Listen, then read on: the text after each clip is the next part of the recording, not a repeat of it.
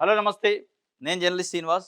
ఈరోజు ఆంధ్రప్రదేశ్ వార్తాపత్రికలో వచ్చిన వార్తలు, ఆ వార్తలు వెనకున్న వాస్తవాలను విశ్లేషణ చేసే ప్రయత్నం చేద్దాం. ముందుగా డ్రగ్స్ పార్టీ వెనక దుబాయ్ పంచాయతీ ఉందని చెప్పి 'ఆంధ్రజ్యోతి' ఒక వార్తను రాసింది. డ్రగ్స్ పార్టీ వెనక దుబాయ్ పంచాయతీ ఉందో లేదో గానీ, ఈ వార్త వెనక ఒక వాస్తవం ఉంది. ఇప్పుడు ఈ డ్రగ్స్ పార్టీలో దొరికిందెవరు? తెలుగుదేశం పార్టీకి సంబంధించిన ఏలూరు ఎంపీ. ఎంపీ అంటే పార్లమెంట్‌లో అంటే లోక్‌సభలో చట్టాలు చేసే చట్టసభ అది. ఈ దేశంలో ముఖ్యమైన చట్టసభ అంటే అదే. ఈ దేశ ప్రజలు 140,00,00,000 మందికి సంబంధించి ప్రజలకు చట్టాలు చేసే సభలో ఒక సభ్యుడు. ఆ చట్టాలకు సంబంధించి చర్చలో పాల్గొనే సభ్యుడు. డ్రగ్స్‌లో దొరికితే అది తెలుగుదేశం పార్టీ నాయకుడు అయితే, తెలుగుదేశం పార్టీ ఎంపీ అయితే, 'ఆంధ్రజ్యోతి' రాసిన వార్త ఏందంటే, ఈ డ్రగ్స్ పార్టీ ఎనక దుబాయ్ పంచాయతీ ఉందట. ప్రజలు అది కోరుకోవట్లే. దీని వెనక ఏ పంచాయతీ ఉందనుకోవట్లే. అసలు ఈ డ్రగ్స్ ముఠా వెనక ఎవరుండ్రు? డ్రగ్స్ మూలాలేంటి? ఆ మూలాలను ముట్టుకోరా? మూలాలను పట్టుకోరా? పదే పదే 2 తెలుగు రాష్ట్రాల ముఖ్యమంత్రులు. ఇటు చంద్రబాబు నాయుడు గారు, అటు రేవంత్ రెడ్డి గారు డ్రగ్స్ పైన ఉక్కుపాదం మోపుతూ డ్రగ్స్ అనే పదం వినిపించనీయం ఈ 2 రాష్ట్రాల్లో అని చెప్తా ఉంటారు. దానికోసం అనేక రకాల ప్రోగ్రామ్స్, పోలీసులు, సిట్టులు రకరకాలుగా ఏశారు. కానీ డ్రగ్స్‌తోనే దొరుకుతున్నారు. అది చట్టసభలో సభ్యులైన ఎంపీల లాంటోళ్ళు, ఎమ్మెల్సీలు లాంటోళ్ళు అట్లా ఆ స్థాయి వ్యక్తులు దొరుకుతున్నారు. దొరికిన తర్వాత ఏం చేస్తారంటే పొలిటీషియన్స్ చాలా తెలివిగా షోకాజ్ నోటీసులు ఇవ్వటం, వివరణ కోరటం, ఆగ్రహం వ్యక్తం చేసిండు. ఈరోజు 'ఆంధ్రజ్యోతి', ఈనాడులో చంద్రబాబు నాయుడు గారు పుట్టా మహేష్ కుమార్ పైన ఆగ్రహం వ్యక్తం చేసిండు. తెలుగుదేశం పార్టీ ఎంపీ పైన. ఈ ఆగ్రహం ఒక 2 సంవత్సరాలు కావస్తుంది గవర్నమెంట్ వచ్చి. ఇప్పుడు ఆగ్రహం వ్యక్తం చేయటం ఏంటి అసలు? ఒక ఎంపీ మీ ఎంపీ డైరెక్ట్‌గా డ్రగ్స్ దాంట్లో దొరికితే, అసలు ఆగ్రహం ప్రజలు మీ పైన వ్యక్తం చేయాలి గదా! 2 తెలుగు రాష్ట్రాల్లోని ప్రభుత్వాలు డ్రగ్స్ అసలు ఎక్కడి నుంచి వచ్చినాయి? కేవలం ఇది మొయినాబాద్ ఫార్మ్ హౌస్‌లో జరిగిన ఒక డ్రగ్స్ పార్టీ, దాని వెనక దుబాయ్ పంచాయతీ అని చెప్పే ప్రయత్నం గాకుండా, అసలు ఈ డ్రగ్స్ మూలాలు ఎక్కడి నుంచి వస్తున్నాయి? 2 తెలుగు రాష్ట్రాలకు డ్రగ్స్ ఎక్కడి నుంచి వస్తున్నాయి? గంజాయి ఎక్కడి నుంచి వస్తుంది? ఇది వదిలేసి కల్తీ సారా, కల్తీ మద్యం, ఆ కుంభకోణం, కల్తీ లడ్డు వీటిపైన ఎక్కువ కాన్సంట్రేషన్ చేస్తే ఇట్లాంటియే జరుగుతాయి. లేని అంశాల కోసం సిట్లు, లేని అంశాల కోసం ప్రెస్ మీట్లు, లేని అంశాల కోసం రివ్యూలు, భక్తుల మనోభావాలకు సంబంధించిన ప్రసాదం పైన పదే పదే చర్చలు, చర్చలు, చర్చలు, చర్చలు, వార్తలు, వార్తలు, వార్తలు. అసలు ఈ డ్రగ్స్ ముఠా ఉందనేది దీనిపైన కాన్సంట్రేషన్ మొత్తం పోయింది. గంజాయి సేవించి 7 సంవత్సరాల ఒక పాప పైన ఆంధ్రప్రదేశ్‌లో హత్య చేసి, అత్యాచారం చేస్తే, ఈరోజు తెలుగుదేశం పార్టీ ఎంపీ డ్రగ్స్‌లో దొరికితే, దీన్ని సమర్థించుకునే ప్రయత్నం చేస్తున్నట్లే ఉంది తప్ప, తెలుగుదేశం పార్టీ మీడియా స్పెసిఫిక్‌గా ఈనాడు, ఆంధ్రజ్యోతి ఈ వార్తని అదే ఈ ప్లేస్‌లో వేరే పార్టీ ఎంపీ ఉండుంటే, వైఎస్ఆర్‌సీపీ ఎంపీనో లేకపోతే వీళ్ళు వ్యతిరేకంగా వార్తలు రాసే పార్టీకి సంబంధించిన ఎంపీ ఉండుంటే ఎట్లా ఉండేది? వాళ్ళున్నా, ఈళ్ళున్నా తప్పు తప్పే. తప్పుని దాన్ని ఖండించాల్సిన పరిస్థితి పత్రికలుగా, టీవీ ఛానెల్‌గా ఉంది. కానీ దీని ఎనక మళ్ళా దుబాయ్ పంచాయతీ ఉందట. పంచాయతీ ఏదో ఒక పంచాయతీ ఉంటది. ప్రతి డ్రగ్గు పార్టీ ఎనక ఒక పంచాయతో, ఒక పని లేని పనో, ఒక ఎంజాయ్‌మెంటో ఉంటది. అది గాదు. ఈ పంచాయతీ ఎట్లా ఉందనేది గాదు. డ్రగ్స్ ఎక్కడి నుంచి వచ్చినాయి? గంజాయి ఎక్కడి నుంచి వస్తుంది? గంజాయి, డ్రగ్సు, కొకాయిన్ ఇట్లాంటి వాటి వాడకం ఉంది అంటే అది సప్లై ఉందా? సప్లై ఉంటున్నాక మన ప్రభుత్వం, యంత్రాంగం ఏం పని చేస్తున్నట్టు. ఇది బయటికి తీయకపోతే అత్యంత ప్రమాదం. యువతకి చాలా డేంజర్ ఉంది భవిష్యత్తులో. పొలిటికల్ పార్టీ నాయకులు స్టేజీల మీద లెక్చర్‌లు ఇస్తారు. కానీ కింద జరిగే దందా జరుగుతుంది. మీరు ఇప్పటికైనా హిందువుల మనోభావాలకు సంబంధించిన ప్రసాదమో, కల్తీ నెయ్యో, లడ్డూ అనే దాన్నే తీసుకోకుండా ఇటువంటి వాటిపైన సమాజం సంబంధించిన రుగ్మతల పైన దాడి చేసి, వాటిని పట్టుకొని ఆ మూలాలను గుంజే ప్రయత్నం చేయాలి తప్ప దీని వెనక దుబాయ్ పంచాయతీ ఉందంటే అయిపాయెగా. దుబాయ్ పంచాయతీకిను డ్రగ్స్‌కి సంబంధం ఏంది? రోజు 100 పంచాయతీలు జరుగుతాయి. పంచాయతీలు జరిగితే డ్రగ్స్ తీసుకొని పంచాయతీలు చేయాలా? ఉంటే ఉండొచ్చు దుబాయ్ పంచాయతీ. అంటే ఆంధ్రజ్యోతి లింక్ చేసే ప్రయత్నం చేస్తుంది. దుబాయ్ పంచాయతీ ఉంది కాబట్టి ఇది ఏదో వేరే మసిపూసి మారేడుకాయ చేసి దీన్ని వదిలేసే ప్రయత్నం. ఈరోజు తెలుగుదేశం పార్టీ, జనసేన, బీజేపీ నాయకులు, కూటమి నాయకులు ఒకళ్ళంటే ఒకళ్ళు మాట్లాడలేని పరిస్థితికొచ్చింది. చాలా సైలెంట్‌గా ఉండాల్సిన పరిస్థితి. నైతికంగా తెలుగుదేశం పార్టీ పూర్తిగా దీన్ని మచ్చబడ్డది, మోయాల్సిన పరిస్థితి, మరకబడ్డది. ఈ మరకని తుడిచేసే పని కాదు. ఎందుకంటే వాళ్ళ పార్టీ ఎంపీ కాబట్టి. ఇందులో దురదృష్టం ఏంటంటే పుట్టా సుధాకర్ యాదవ్, ఈ మహేష్ వాళ్ళ తండ్రి చాలా మచ్చలేని మనిషి. టీటీడీ చైర్మన్‌గా చేసిండు. ఎమ్మెల్యేగా చేసిండు. ఇప్పుడు ఎమ్మెల్యేగా చేస్తుండు. ఎప్పుడు ఇటువంటివి లేవు ఆయనకు పాపం. అటువంటిది ఆయనకు కూడా ఒక మచ్చ తెచ్చిండు. ఆయనతో పాటు పార్టీకి మచ్చ తెచ్చిండు. ఇక దీన్ని ఇక రకరకాలుగా ఇడిదిప్పి, అడిదిప్పి వాస్తవాన్ని ఒప్పుకోవాల. వాస్తవాన్ని ఒప్పుకొని ఆయన పైన చర్యలు తీసుకోవడం, సస్పెండ్ చేయడం, పక్కకు పెట్టడం. కొద్ది రోజుల పాటట పార్టీ కార్యక్రమాలకు దూరంగా ఉండమన్నట. ఏ పార్టీ కార్యక్రమాలు? డ్రగ్స్ పార్టీ కార్యక్రమాలకా? తెలుగుదేశం పార్టీ కార్యక్రమాలకా? సరే ఆయన దూరంగా ఉంటాడా? మీరు ఆయన సస్పెండ్ చేస్తారా? సోకాజులు ఇస్తారా? అదొక భాగం అయితే, ఒక పుట్టా మహేష్ యాదవ్‌ని సస్పెండ్ చేస్తున్నాం, సోకాజ్ నోటీసులు ఇస్తున్నాం, ఆయన పైన చర్య తీసుకుంటున్నాం. ఈ డ్రగ్స్ ఆగుద్దా? అసలు ఈ డ్రగ్స్ మూలాలు ఎక్కడున్నాయి? మూలాలు ఎనక ఎవరున్నరు? దీని ఎనకున్న రాజకీయ నేపథ్యం ఏంది? రాజకీయ నాయకులు ఎవరు? ముఠా ఎవరు? ఇది కనిపెట్టాల్సింది. మనకి 2024 ఎన్నికలకు ముందు పెద్ద డంపు దొరికిందన్నారు. దాదాపు 25,00,000 టన్నులకు సంబంధించి ఈ డ్రగ్స్‌కి సంబంధించిన దొరికింది. ఇది వైఎస్ఆర్‌సీపీ దాని తెలుగుదేశం పార్టీకి సంబంధాలు లేని వాళ్ళు, బీజేపీ పెద్ద విమర్శలు. ఎటు పోయిందది? ఆ కొకాయిన్‌కి సంబంధించి ఫారెన్ నుంచి షిప్ వచ్చిందా? షిప్ దొరికిందా అన్నారు. ఎటు పోయింది? ఆ షిప్ ఎక్కడికి పోయింది? ఆ షిప్‌కి సంబంధించిన మూలాలేవి? మరి ఆ షిప్‌లో ఉన్న కొకాయినే ఇప్పుడు మొత్తం 2 రాష్ట్రాల్లో సర్క్యులేట్ అయితుందా? పెద్ద ఎత్తున దుమారం లేగింది. దగ్గుబాటి పురంధరేశ్వరి గారి బంధువులదని వైఎస్ఆర్‌సీపీ వాళ్ళన్నారు. లేదు లేదు వైఎస్ఆర్‌సీపీకి సంబంధించిందని వీళ్ళన్నారు. సరే వీళ్ళదా వాళ్ళదా పక్కన పెడితే ఏది ఇప్పుడు 2 రాష్ట్రాల 2 కేంద్ర ప్రభుత్వం, స్టేట్ గవర్నమెంట్ 2 కూడా ఎన్‌డీఏ కూటమి ఉంది. ఎవరు ఆపుతున్నారు ఆ కొకైను ఎక్కడి నుంచి వచ్చిందని తీస్తే? ఈ పనికిరాని కల్తీ మద్యమో లేదా కల్తీ లడ్డు అని చెప్పి పదే పదే లేని దాన్ని రాజకీయం కోసం దాన్ని బయటికి తీసి మాట్లాడే బదులు ఆ కొకాయిన్ అనే 25,00,000 టన్నులో ఏదో అన్నారు అప్పుడు. చాలా పెద్ద మహమ్మారి.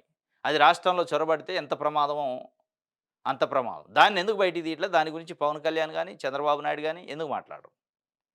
అంటే ఇప్పటికైనా ఈ దుబాయి ఇవి కథలు గాకుండా అసలు మూలాలేంటి దీని? ఈ మూలాలు మొత్తం పెకిలించే కార్యక్రమం చేయాలి తప్ప ఉత్తుత్త ముచ్చట్లు చెప్పి నేను 95 ముఖ్యమంత్రిని, నేను కన్ను తెరిస్తే చచ్చిపోతారు. ఆ కన్ను తెరిచేది ఎప్పుడు? చచ్చిపోయేది ఎప్పుడు?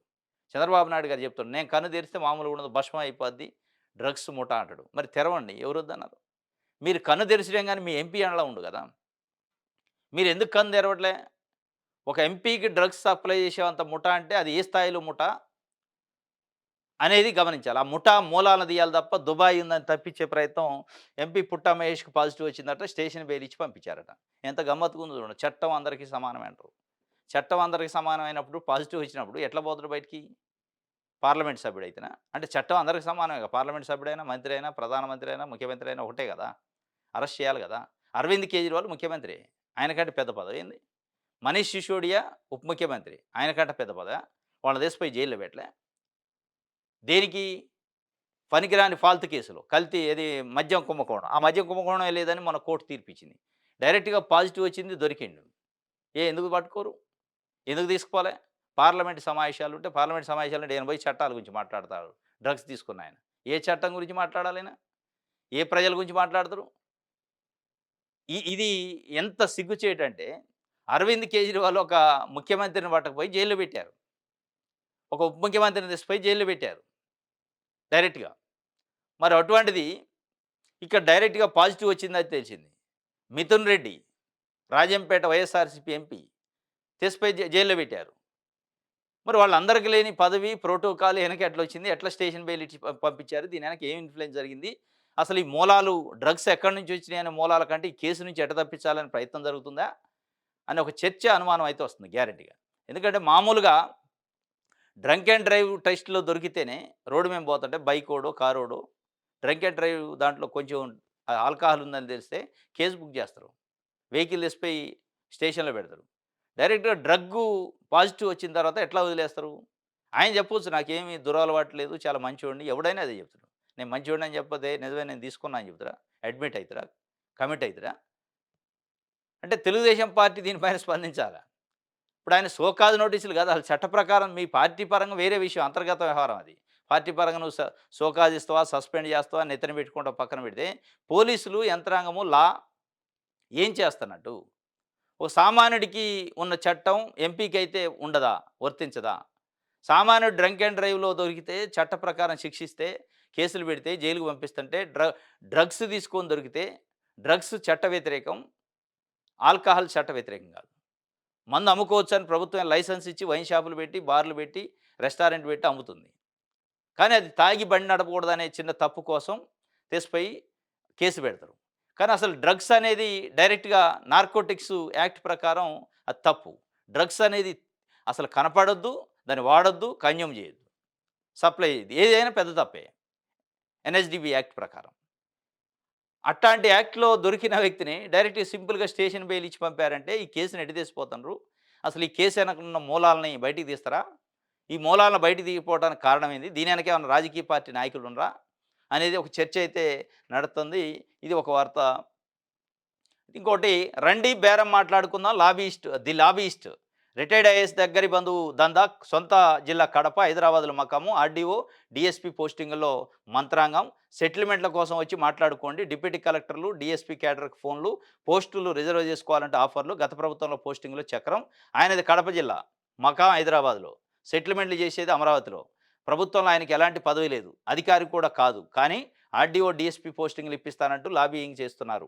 వచ్చి మాట్లాడుకోవాలని అధికారులకు ఆఫర్లు కూడా ఇస్తున్నారు. గత జగన్ ప్రభుత్వంలో కీలక స్థానంలో పనిచేసిన ఓ రిటైర్డ్ ఐఏఎస్‌తో ఆయన దగ్గరి బంధుత్వం ఉంది. అప్పట్లో గ్రూప్ 1 అధికారులు పోస్టింగుల్లో చక్రం తిప్పారు. ఇప్పుడు ఆర్డీఓ, డీఎస్పీ పోస్టులపై కన్నేశారు. ఈ లాబీయిస్ట్ కీలక అధికారులతో సన్నిహిత పరిచయాలున్నాయట.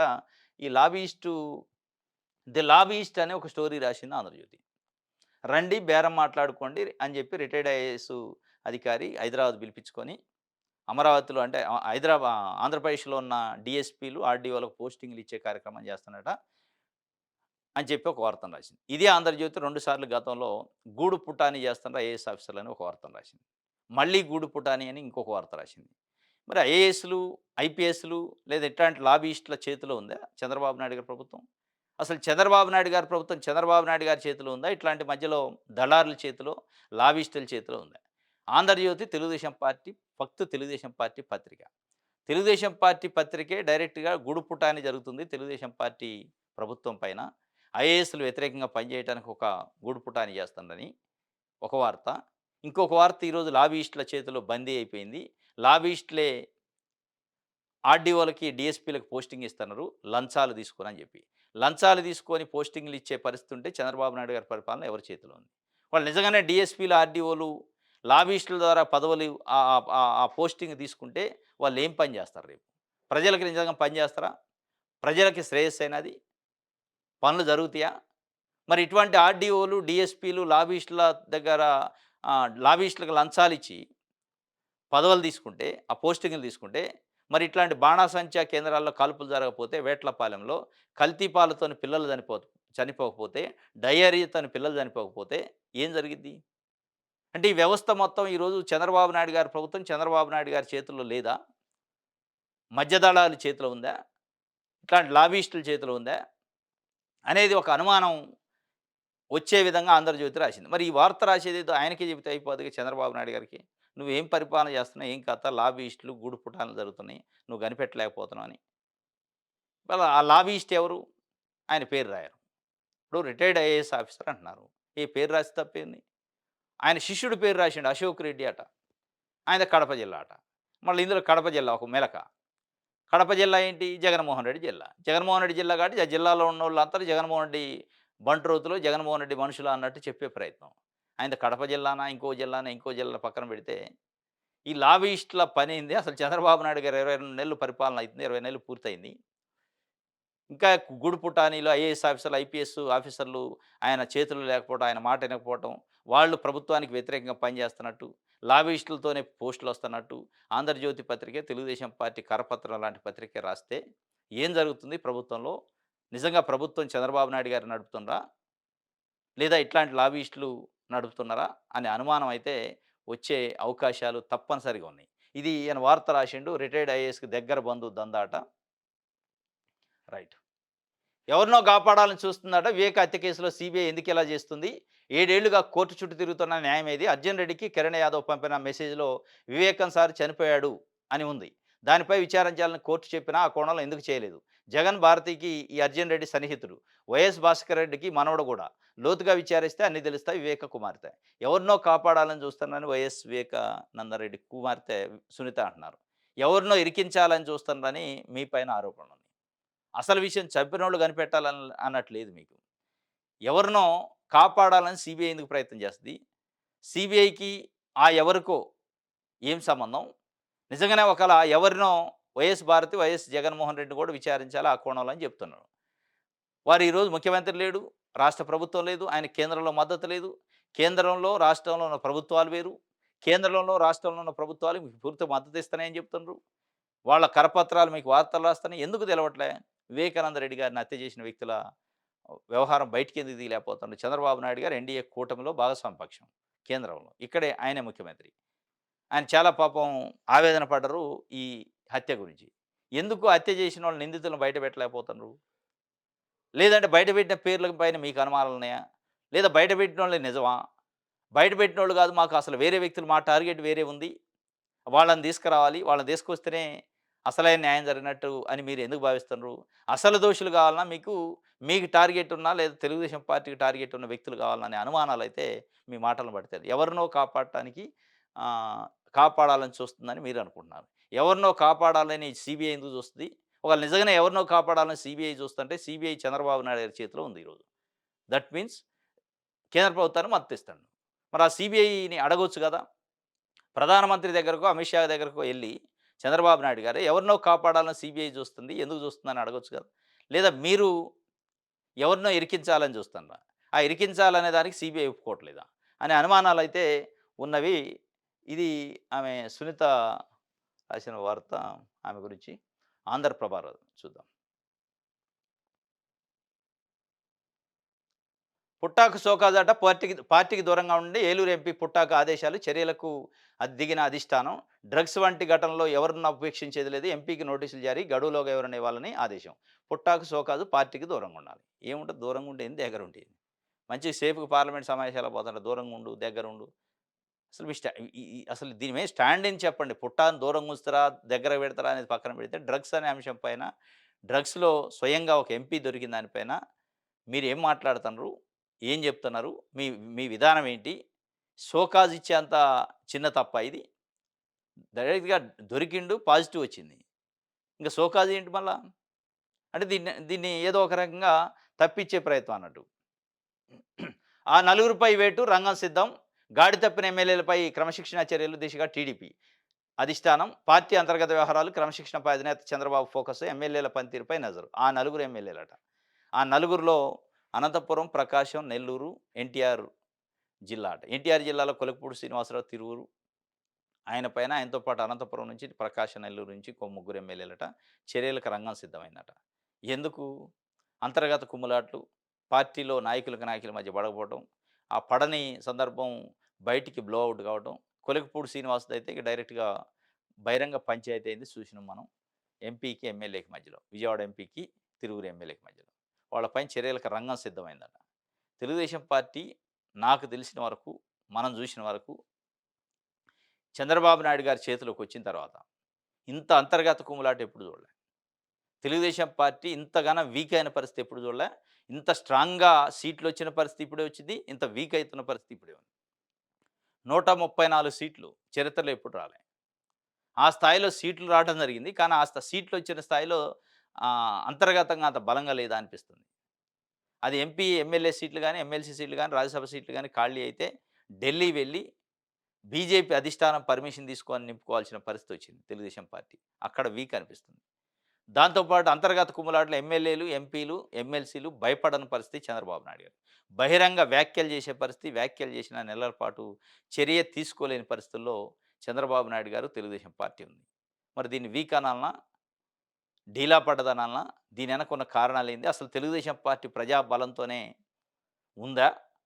ప్రజలు దాన్ని మద్దతిచ్చారా అనే ఒక డౌట్ అయితే వస్తుంది. ఎప్పుడూ లేదు ఈ స్థాయిలో.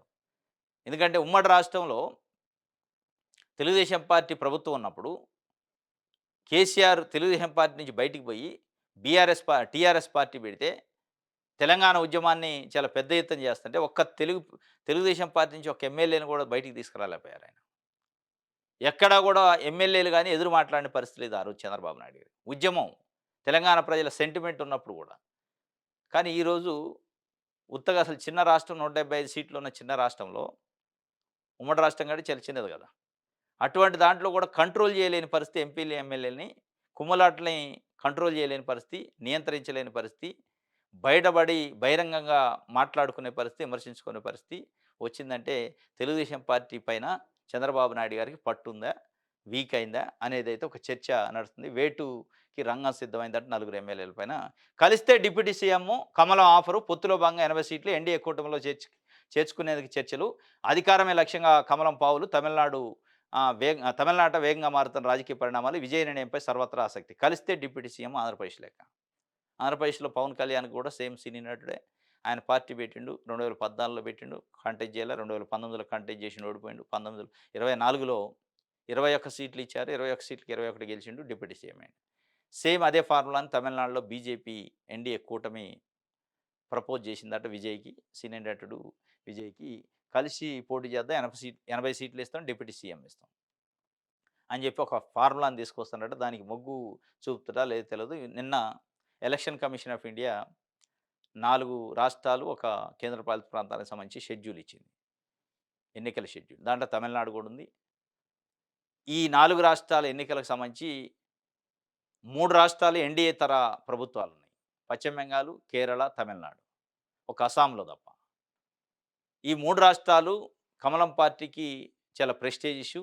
అట్ ద సేమ్ టైమ్ డీఎంకేకి, మమతా బెనర్జీకి, కమ్యూనిస్ట్ పార్టీలకు కూడా అదే సవాలు. అధికారాన్ని మళ్ళీ తిరిగి నిలబెట్టుకోవాలి. టీఎంసీ పార్టీకి, డీఎంకేకి వీళ్ళకి అనేది వీళ్ళు పట్టుదలతో ఉన్నారు. బీజేపీ ఎన్‌డీఏ కూటమి అధికారంలోకి రావాలని దాంతో ఈ విజయ్ ని వాళ్ళు దూవుతున్నారట. మొత్తానికి 80 సీట్లు ఇచ్చి డిప్యూటీ సీఎం పదవిస్తాం. పవన్ కళ్యాణ్‌ని ఉదాహరణగా చూపిస్తానంటుంది. రైట్. ఇది ఆంధ్రప్రభ సంబంధించి. సాక్షి చూద్దాం.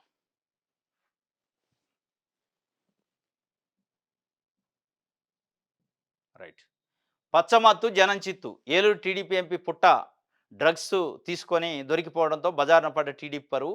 చంద్రబాబు ప్రభుత్వం వచ్చాక గంజాయి, డ్రగ్స్, నకిలీ మద్యానికి రాష్ట్రం కేరాఫ్గా మారిందంటున్న ప్రజలు. కొద్ది రోజుల క్రితం డ్రగ్స్ తీసుకొని పట్టుబడిన ఎమ్మెల్యే ఆదినారాయణ రెడ్డి కుమారుడు రాష్ట్రాన్ని డ్రగ్స్ రాజధానిగా మారుస్తున్నారని ప్రజల మండిపాటు. బాబు అధికారంలోకి వచ్చినప్పటి నుంచి చెలరేగిపోతున్న డ్రగ్స్, గంజాయి మాఫియా పచ్చ పార్టీ నేతల మత్తుకు బ్రాండ్ అంబాసిడర్లుగా మారారంటున్న నెటిజన్లు. ఇంత జరిగినా నోరు మెదపని Chandrababu and co yellow media. ఇప్పుడు నకిలీ మద్యం కుంభకోణం అని చెప్పి ఒక సిట్ వేశారు కదా! అసలు సిట్ దీని మీద వేయాల. డ్రగ్స్, గంజాయి, నకిలీ మద్యం పెద్ద ఎత్తున అయింది. మనం అక్కడ ఒక 7 సంవత్సరాల పాప పైన గంజాయి తీసుకొని అత్యాచారం చేసింది చూసినాం. దీనిపైన సిట్ వేయాల్సింది. దీని వెనక మూలాలు ఎవరున్నారో తీయాల. ఇప్పుడు ఏదైనా కేసు జరిగినప్పుడు ఆ కేసు పైన ఇన్వెస్టిగేషనే కాకుండా అసలు ఈ గంజాయి, డ్రగ్స్ అనేది ఎక్కడి నుంచి వస్తుంది, దాని మూలాలేంటో కనిపెట్టి మొత్తం మూలాల మీద దాడి చేస్తే తప్ప ఇక ఏదో ఇష్యూ బయటపడ్డప్పుడు ఒక 2 రోజులు హడావుడి చేసి దాన్ని వదిలేస్తే ఈ మూలాలు అట్లే ఉంటాయి. యువతకి డ్రగ్సు, గంజాయి దొరుకుతూనే ఉంటది. యువత చెడిపోతూనే ఉంటారు, చెడగొడుతూనే ఉంటారు ఆ ముఠ. ఇది తీయరు. మొత్తానికి పచ్చమత్తులో జనం చిత్తయితుండ్రు. ప్రజలు ఆగ్రహం వ్యక్తం చేస్తున్నారు. తెలుగుదేశం పార్టీ ఎంపీ చేసిన పనికి అని చెప్పి ఒక వార్త ఇచ్చారు. ఇంకోటి, కేంద్రం నిధుల్లో కోత, కేటాయింపుల మేరకు ఖర్చు చేయడంలో చంద్రబాబు విఫలమయ్యారు. కేంద్ర ప్రాయోజిత పథకాల్లో 4042 కోట్ల కోత. అత్యధికంగా పంచాయతీరాజ్, గ్రామీణాభివృద్ధిలో 1026 కోట్ల కోత. మున్సిపల్ శాఖ 832 కోట్ల కోత. సెకండరీ విద్యకు 620 కోట్లు తగ్గింపు. కేంద్ర నిధుల్లో కోత అయింది. కేటాయింపులు మేరకు ఖర్చు చేయలేదు. కేంద్ర నుంచి రావాల్సిన ప్రాయోజిత పథకాల్లో 4032 కోట్ల రూపాయలు కట్ చేశారు. 42 కోట్లు. 4042 కోట్లు ఇప్పుడున్న ఆర్థిక పరిస్థితుల్లో రాష్ట్రానికి ఇవ్వలేని పరిస్థితి. అంటే ఎనిక్కిపోయే పరిస్థితి. కోత వేసే పరిస్థితి ఎందుకు వచ్చిందంటే, కేంద్ర ప్రభుత్వం నుంచి రావాల్సిన స్కీములలో కోత వేశారు. ఎందుకు? లాస్ట్ ఇయర్ కేటాయించిన కేటాయింపులు ఖర్చు చేయలేదట. అంటే పరిపాలన ఏ రకంగా ఉంది అనేది. మళ్ళా దట్టు ఏ శాఖలలో? డిప్యూటీ సీఎం నారా లోకేష్ గారు, నారాయణ గారి శాఖల్లో. డిప్యూటీ సీఎం పంచాయతీరాజ్ శాఖలో దాదాపు 1026 కోట్ల కోత. మున్సిపల్ శాఖ నారాయణ గారి దాంట్లో 832 కోట్లు. ఉన్నత సెకండరీ విద్యకు 620 కోట్లు. ఈ ముగ్గురు మళ్ళీ ముఖ్యమైన శాఖ మంత్రులే. ముఖ్యమైన శాఖలలో వీళ్ళు ముగ్గురు ఉన్నారు. పవన్ కళ్యాణ్ డిప్యూటీ సీఎం, సకల మంత్రుల శాఖ మంత్రి లోకేష్ గారు. అన్ని మంత్రుల మీద ఆయన పెత్తనం ఉంటుంది. నారాయణ గారు మున్సిపల్ శాఖ మంత్రి, అమరావతి ఆ వ్యవహారం చూసి ఆయన అత్యంత సన్నిహితుడు చంద్రబాబు నాయుడు గారికి. వీళ్ళ ముగ్గురు శాఖలకు సంబంధించి 4042 కోట్లు కోత వేసింది వీళ్ళ వైఫల్యం వల్ల, ఖర్చు చేయకపోవడం వల్ల. అంటే ప్రభుత్వం ఏ రకంగా నడుస్తుందని దీన్ని బట్టి అర్థం చేసుకోవాలి. రైట్. ఇది ఒక వార్త.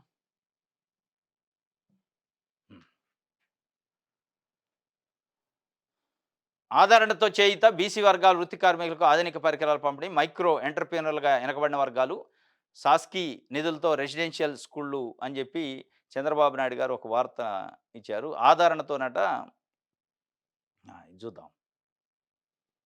ఆదరణతో చేయూత వచ్చిందట. చంద్రబాబు నాయుడు గారు ఉమ్మడి ఆంధ్రప్రదేశ్‌లో ముఖ్యమంత్రిగా ఉన్నప్పుడే ఆదరణ అని ఒక స్కీమ్ పెట్టారు. బీసీ కులవృత్తి కులాలకు సంబంధించి వాళ్ళకి కొన్ని పనిముట్లు ఇచ్చి పని చేసుకోండని. దేనికంటే వాళ్ళని పారిశ్రామికవేత్తలను చేస్తా వాళ్ళని ఏదో ఎంటర్‌ప్రెన్యూర్‌లుగా చేస్తారట. ఇప్పుడు 1995లో ముఖ్యమంత్రి అయిన తర్వాత మీరు హెరిటేజ్ సంస్థ వచ్చింది. మీ కుటుంబ సభ్యులు పారిశ్రామికవేత్తలయ్యారు. మీరు పెట్టిన ఆదరణ వల్ల ఎవరన్నా ఒక్క బీసీ పారిశ్రామికవేత్త అయిందని చూపించండి. ఎందుకు ఇట్లాంటి ఆదరణ అనే పేర్లు పెట్టి ప్రజల్ని మోసం చేసే కార్యక్రమం? ఇప్పుడు 5,00,000 మంది మహిళల్ని పారిశ్రామికవేత్తలు చేస్తా అని మన మహిళా దినోత్సవం రోజు చెప్పారు మొదటి విడతలో. అట్లా మొత్తం 20,00,000 మంది మహిళల్ని పారిశ్రామికవేత్తలుగా చేస్తారట. ఏ మహిళలు? ఎట్లాంటి పారిశ్రామికవేత్తలు? నారా భువనేశ్వరి గారు లాంటి పారిశ్రామికవేత్తలా? లేదా ఇస్తరాకులు కుట్టే పారిశ్రామికవేత్తలా? ఇక ఆదరణ అదే. ఈ ఆదరణ, ఆదరణ అంటారు గానీ అక్కడ ఆదరణ ఉండదు, మన్నుండదు. నిజంగానే ఆదరణ ఉంటే మీరు ఎప్పుడో 1995 నుంచి ముఖ్యమంత్రి ఉన్నప్పటి నుంచి ఉన్న ఆదరణ వల్ల ఎంతమంది ఆదరించబడ్డారు? ఎంతమంది బీసీలు ఎంటర్‌ప్రెన్యూర్‌లుగా అయ్యారు? మైక్రోనా, మ్యాక్రోనా ఏదో ఒక ఎంటర్‌ప్రెన్యూర్‌లు. ఏ పారిశ్రామికవేత్తలను మీరు బీసీలలో చేశారు?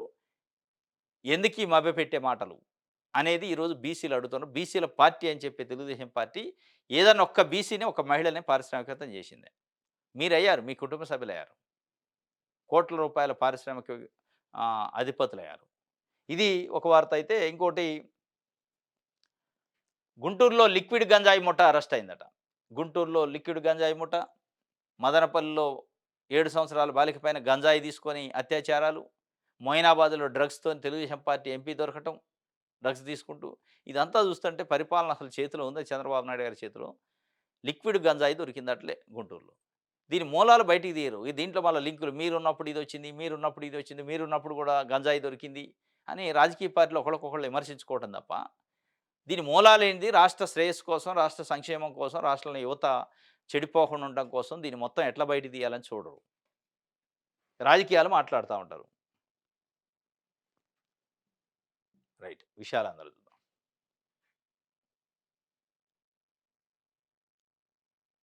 రైట్. డ్రగ్స్ కలకలం, ఫామ్ హౌస్‌పై ఈగల్ టీమ్ దాడి, పోలీసు బృందంపై 4 రౌండ్ల కాల్పులు, ఏలూరు ఎంపీ, బీఆర్ఎస్ మాజీ ఎమ్మెల్యే సహా 11 మంది అరెస్టు, 6గురికి పాజిటివ్ అని ఎస్పీ డైరెక్ట్‌గా ఇచ్చిండు. టీడీపీకి డ్రగ్స్ సెగ, వీకెండ్ పార్టీలో పట్టుబడ్డ ఎంపీ పుట్ట మహేష్ కుమార్, అనారుడిగా ప్రకటించాలని పార్టీలు, ప్రజా సంఘాల డిమాండ్, పార్టీ నుంచి తొలగించండి అని వైసీపీ, పుట్టాకు నోటీసులు ఇవ్వండి అని సీఎం చంద్రబాబు ఆదేశం. నోటీసులు అంటేనే కథం కాపాడే ప్రయత్నం. పుట్టాపై చంద్రబాబు ఆగ్రహం అని చెప్పి ఒక వార్తని ఇచ్చారు పుట్టాకు సంబంధించి. ఈనాడు చూద్దాం.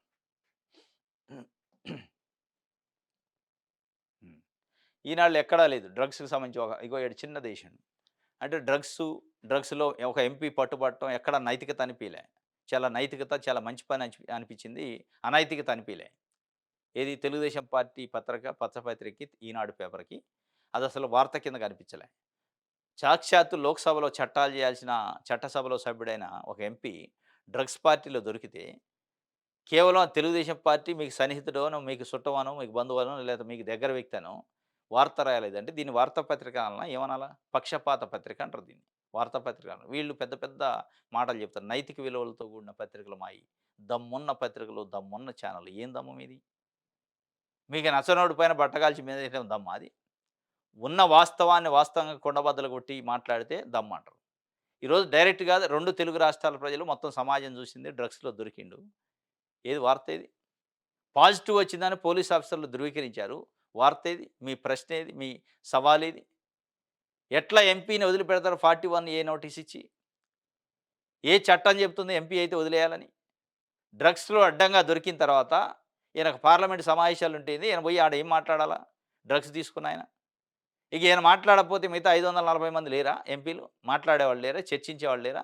ఈయన ఏం మాట్లాడతారు? ఏం చెప్పింది ఇప్పుడు తెలుగుదేశం పార్టీ పత్రికగా ముద్రపడ్డ ఈనాడు, ఆంధ్రజ్యోతి?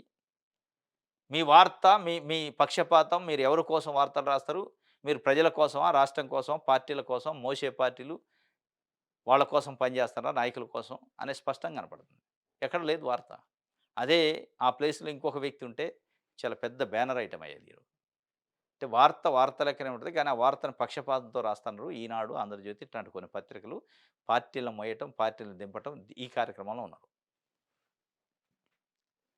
రైట్. ఇది ఈనాడుకి సంబంధించి. ఇది ఈరోజు న్యూస్ అనాలిసిస్. రేపు తాజా వార్తలతోని తిరిగి కలుసుకుందాం. Thank you.